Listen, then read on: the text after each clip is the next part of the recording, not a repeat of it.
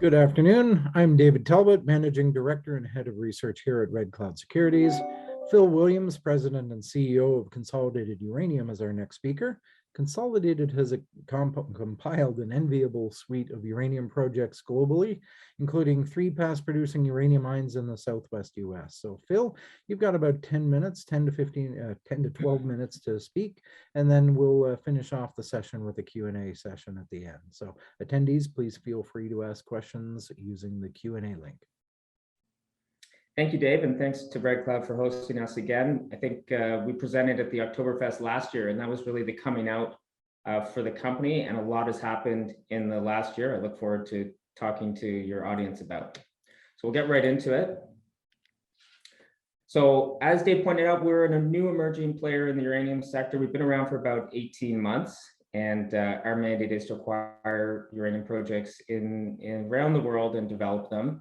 We think this is the right strategy for this time. The uranium market has emerged from a 10-year bear market, and we see a lot of potential for it in the future. This consolidation strategy, we also think is the right strategy, and it was very successful in the past bull market. I'll talk a little bit about that in a second. We have the right team behind the company. The company was originally founded by the team behind NextGen and Mega Uranium.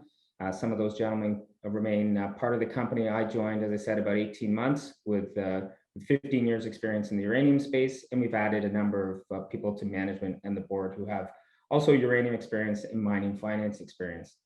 The portfolio now, as it stands, is 12 projects across 4 countries: Canada, the US, Australia, and Argentina. And we diversified the portfolio on purpose by geography, stage of development, deposit type. And as Dave pointed out, through a recent acquisition transaction with Energy Fuels, we're acquiring past producing mines in the United States, which are positioned for rapid restart as the market continues to move higher. Quick look at our cap structure.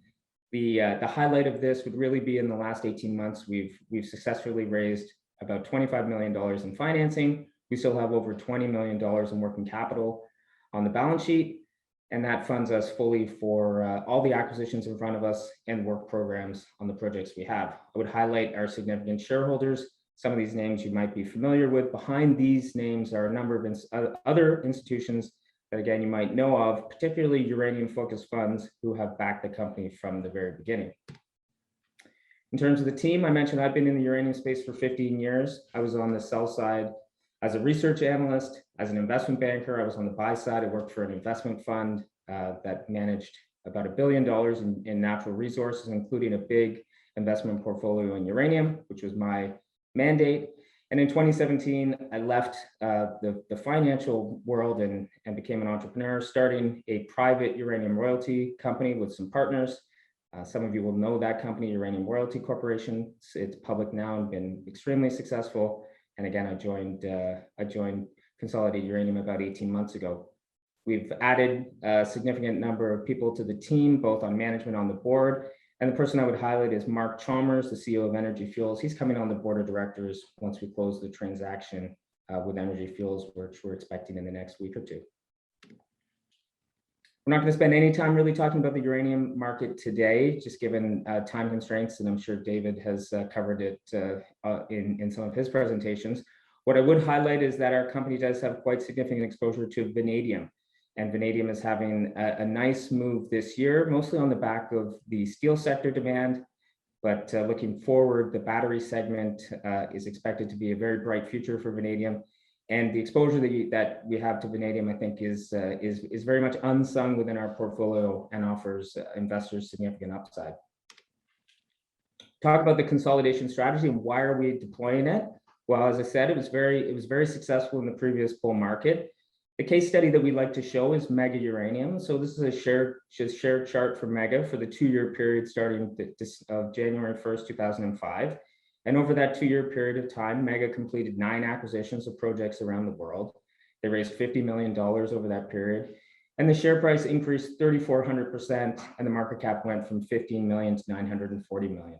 So very, very successful. Of course, the uranium price was trending much higher over that period, and you can see in the green line on the chart that it was moving from in the 20s to the mid 60s on its way to peaking in 2007 at $137.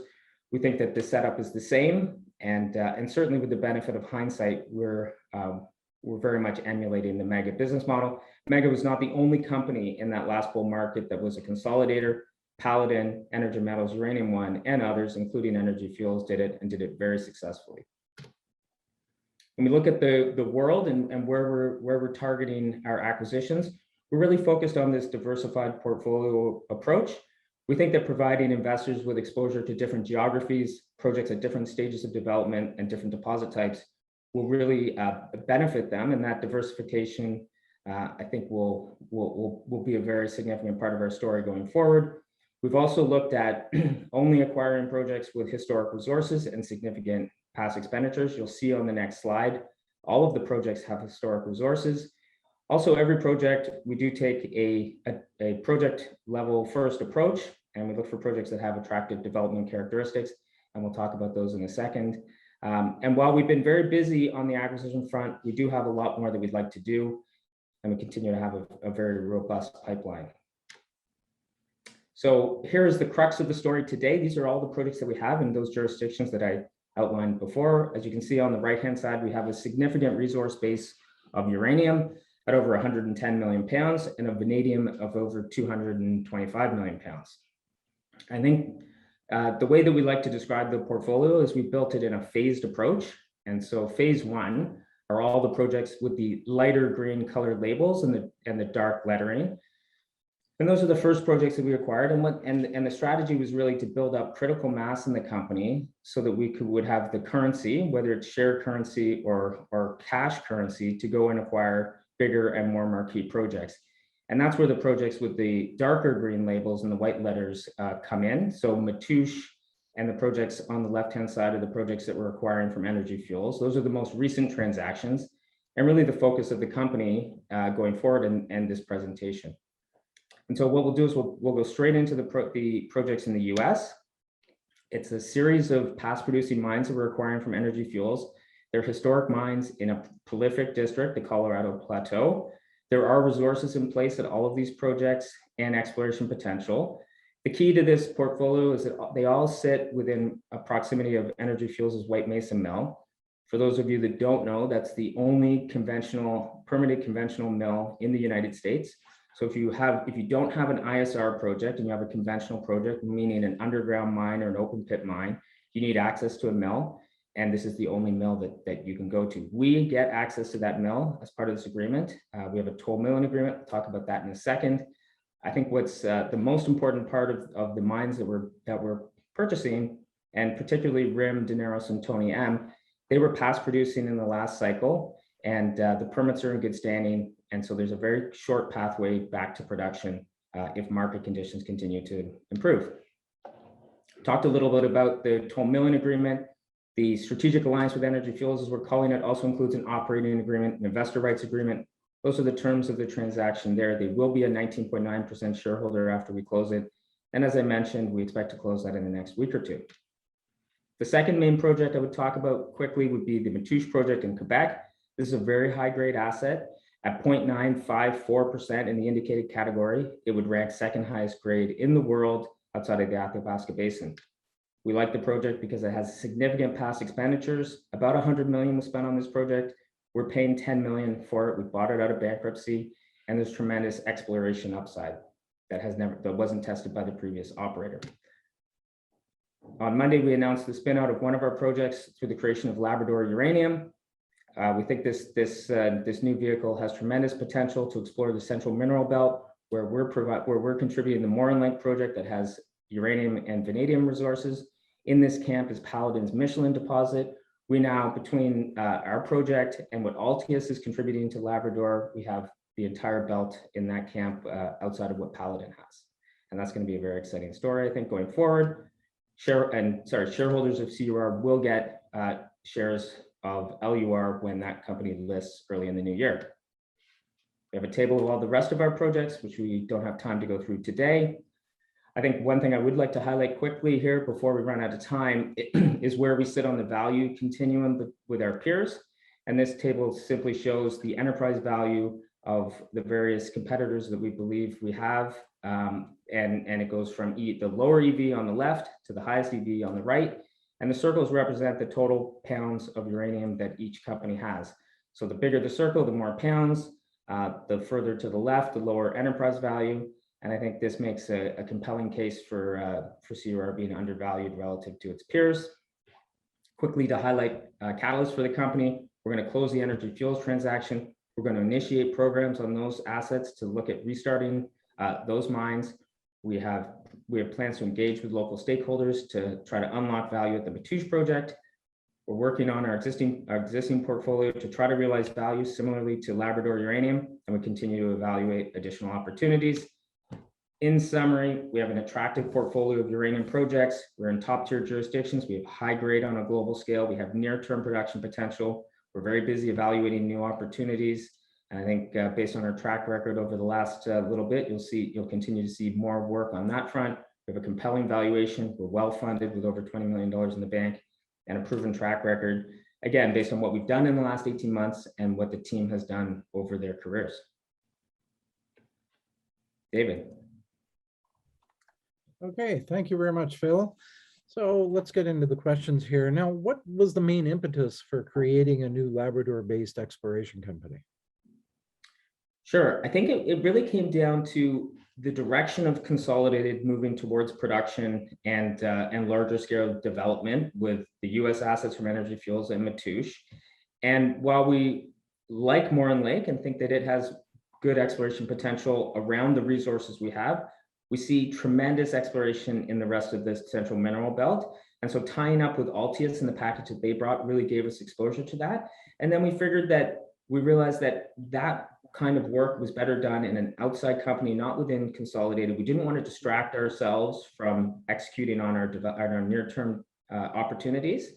And so housing it in a fresh company with new management team and technical experts that can just focus on the exploration opportunity there, we thought that was the right way to do it. And we're able to unlock value and give shares of LUR directly to the CUR shareholders so they can benefit from that exploration vehicle.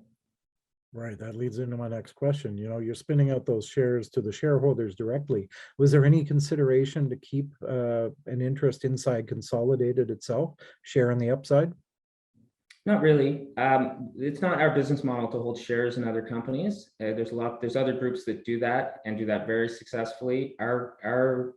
This is about giving shareholders direct exposure to the projects in our portfolio and try to realize value by making interesting matches and bringing our skill set to bear on those projects. But again, we don't want to hold shares. We want to give them to our shareholders. Okay, and now you touched on this before. You know, you bought several assets here from Energy Fuels, the largest U.S. producer. Why take the leap into operations? Or at least that's the direction you're going. Look, we think the uranium price has tremendous upside from here. And the best way to capitalize on that is to have near-term production potential. And our peers that can show they have near-term production potential, particularly in the US, are getting a premium valuation to us. So we think that's the way that we can unlock that value and get re-rated by showing people that we have genuine pathway to production. And in conversations with Mark Chalmers over the course of getting this transaction done, I mean, he has articulated a very clear path for these assets to go into production with a not that much capex and in a very short amount of time. So that seemed like a very easy, low-hanging fruit opportunity for us to increase the value of our shares for our shareholders. Okay, and then you know, I guess still talking about the producer role specifically, would you consider making a bid for Azarga Uranium? You know, it'd make an excellent addition to your portfolio, according to one of the viewers. I mean, look, they're already in a transaction with Encore. I think what we've shown is our ability to find kind of slightly off the beaten path opportunities and really partner up with the other side of our transaction. We're not really interested in breaking apart other people's transactions. I think there's things for us to do where the other side wants to do them with us. And those are the things that we'll focus on. It's a lot of hard work to get in between someone else's deal, and we wish them tremendous success, of course. Great. Okay. Thank you very much, Phil. Appreciate you joining us today. Thank you, everybody, for watching.